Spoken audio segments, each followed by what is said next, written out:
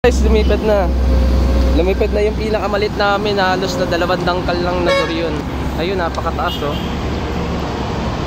Oh. At least lumipad na siya. So ito yung kuya niya oh. Ito yung kuya niya. Hindi pa nalipad. Nalipad yan. Hintay natin. Ayun, si Temi nagpapalipad oh. Oh, sa footbridge oh. Late na. Ayun oh. Ang tayog niya guys oh. Oh. Tumuldok na. Oh.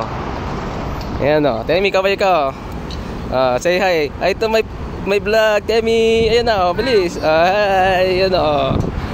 Ayun o, taas ng lipad tayo o. Napantay din namin siya o. So guys, yan, dito lang yan sa footbridge ng Mindanao Avenue. Dito lang kami nagte-test fly. Ayan o, dito lang o. Ayan, taas na o. Tayog na siya oh. Kahit malakas yung hangin, okay na okay yung lipad niya. Kaso napakakulit. Ayan. Oh, napapalipad na ni Temi. Siya lang mag-isa. Kaso walang tali eh. Oh, huwag mo bubuhol yan dyan.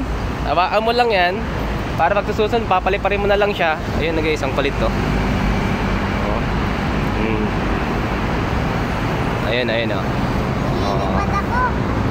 Oh, matayog siya. Maganda yung lipad niya. Gamit namin guys yung tansi. Tansi lang gamit namin oh. Ayan. Ang fishing ano. Ayun, tayog niya na oh.